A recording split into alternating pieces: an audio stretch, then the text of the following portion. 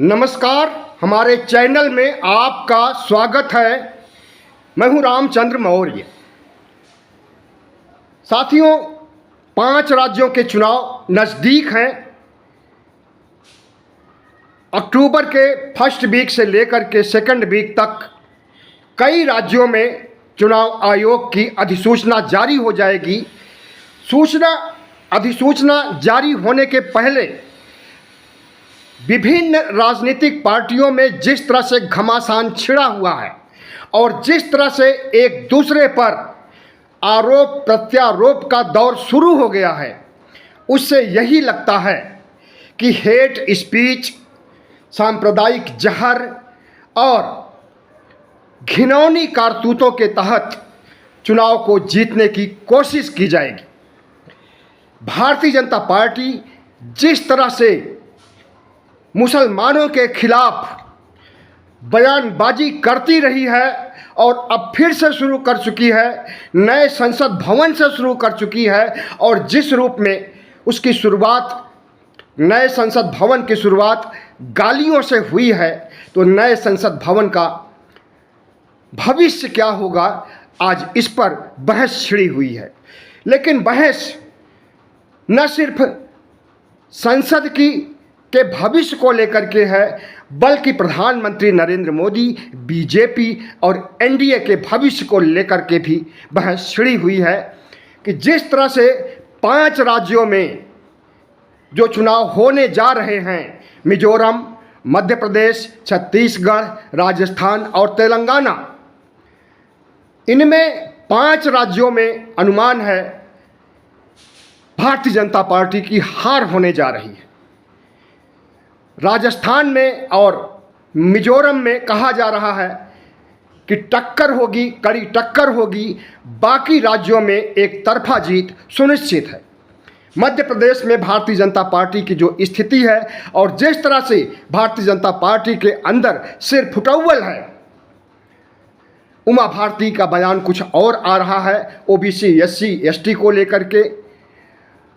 वहाँ के मुख्यमंत्री शिवराज सिंह चौहान मामा जी का बयान कुछ और आ रहा है, और नरेंद्र कुमार तोमर जो कि केंद्र में कृषि मंत्री हैं, उन्हें वहाँ से चुनाव लड़ाया जा रहा है और उन्हें मामा का, शिवराज का प्रतिद्वंदी बताया जा रहा है कि अगर मध्य प्रदेश भारतीय जनता पार्टी जीतेगी तो नरेंद्र तोमर को मुख्यमंत्री बनाया जाएगा, क्योंकि मामा में और प्रधानमंत्री नरेंद्र मोदी में 36 के आंकड़ों का संबंध है। नरेंद्र मोदी कतई नहीं पसंद करते हैं शिवराज सिंह चौहान को, राजस्थान में वसुंधरा सिंधिया को, छत्तीसगढ़ में रमन सिंह को। जितने भी छत्रप हैं जो कि 1 बार, 2 बार, 3 बार मुख्यमंत्री रह चुके हैं, उनको नरेंद्र मोदी नापसंद करते हैं।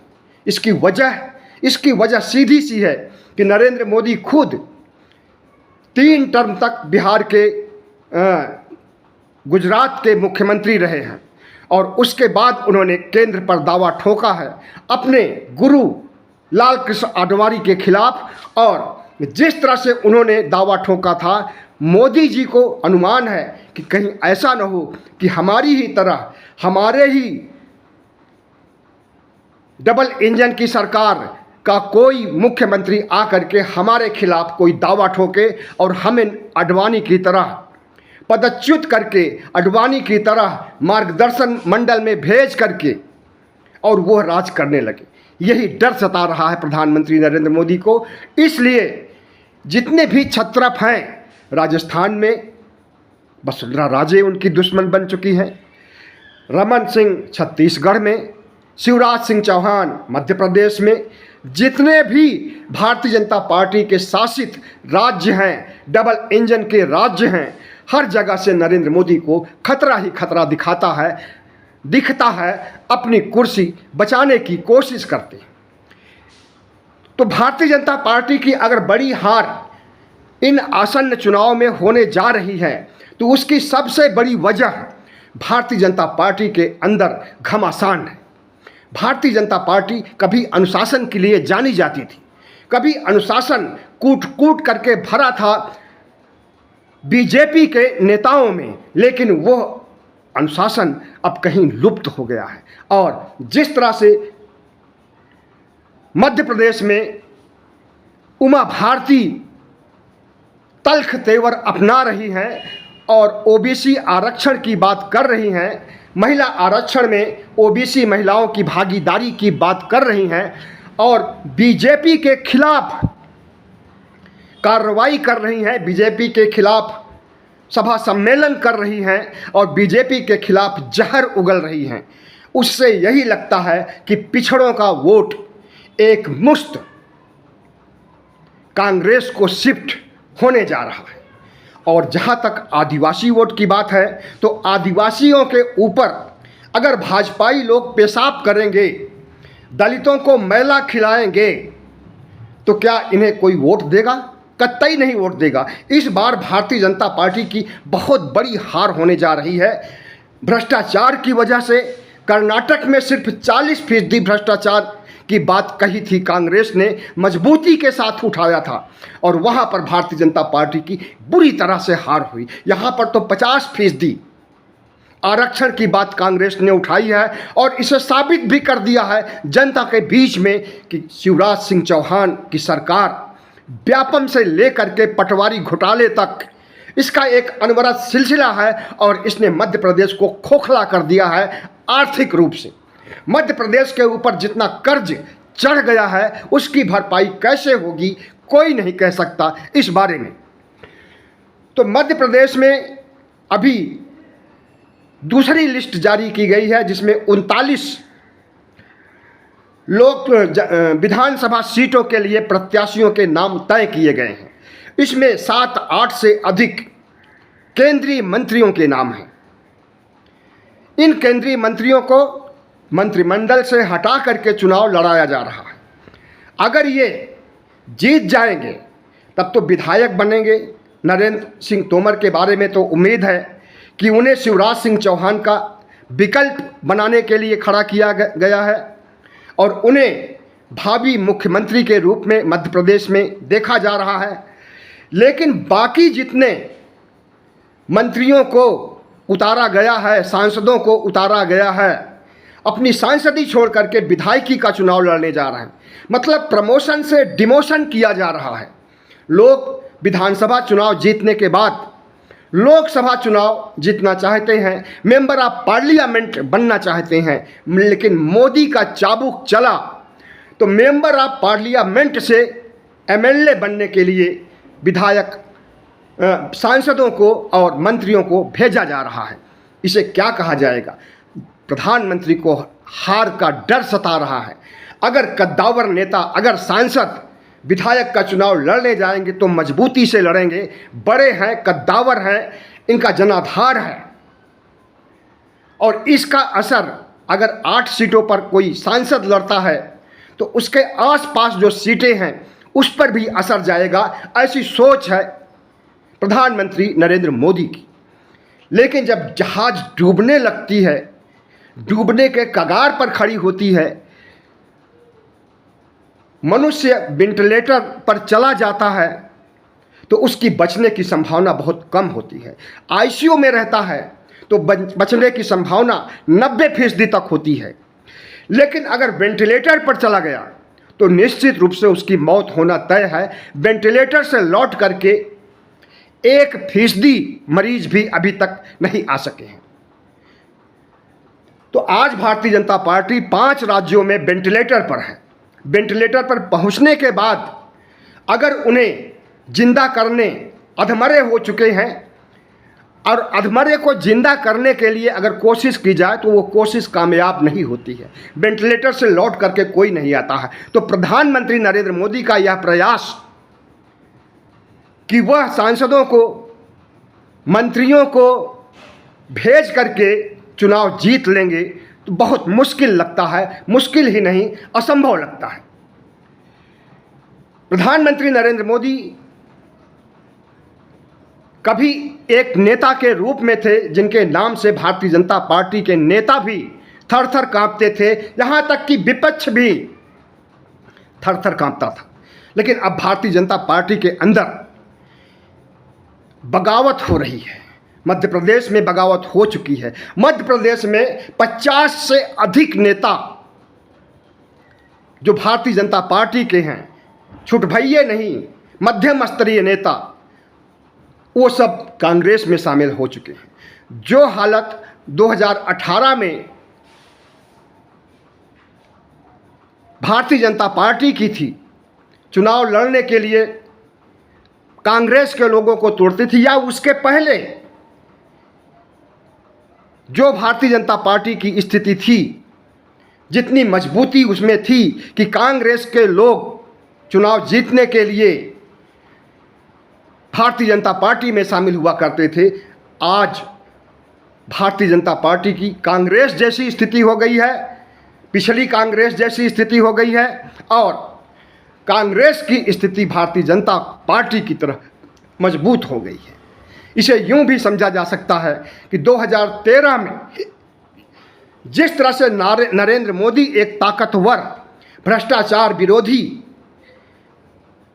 और लोक लुभावन बातें, देश के विकास, कालाधन वापस की बात करते थे तो लोग उन पर विश्वास करते थे। आज वही हालत कांग्रेस की हो गई है, राहुल गांधी की हो गई है। आज राहुल गांधी जो बातें जनता के बीच में उठा रहे हैं, जनता के बीच में जा रहे हैं, 4000 किलोमीटर से अधिक पदयात्रा तय कर रहे हैं कन्याकुमारी से कश्मीर तक, और जन जन में लोकप्रियता हासिल कर रहे हैं। लोगों के बीच, आम आदमी के बीच, कुलियों के बीच, मजदूरों के बीच, किसानों के बीच अपनी पैठ बना रहे हैं। वहाँ जा कर के उनके काम कर रहे हैं, कहीं धान लगा रहे हैं, धान की रुपाई कर रहे हैं, कहीं मोटर मैकेनिक के रूप में काम कर रहे हैं, तो कहीं एक मजदूर और कुली के रूप में काम कर रहे हैं।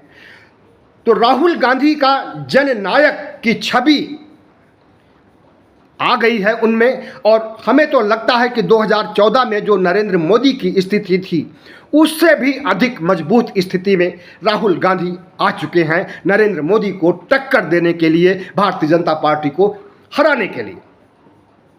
राजस्थान में वसुंधरा राजे जिस तरह से खफा हैं, और वसुंधरा राजे बहुत बड़ी शख्सियत हैं भारतीय जनता पार्टी की, अगर उन्हें नाराज करके प्रधानमंत्री नरेंद्र मोदी राजस्थान का चुनाव जीतना चाहेंगे तो इसे एक दिवा स्वप्न नहीं कहा जाएगा।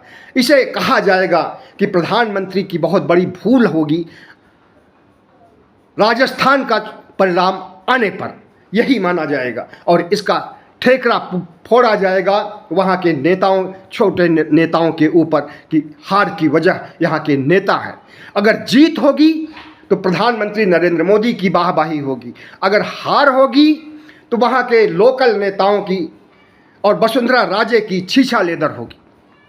यही हालत छत्तीसगढ़ में है भारतीय जनता पार्टी की। वहाँ पर जिस मजबूती के साथ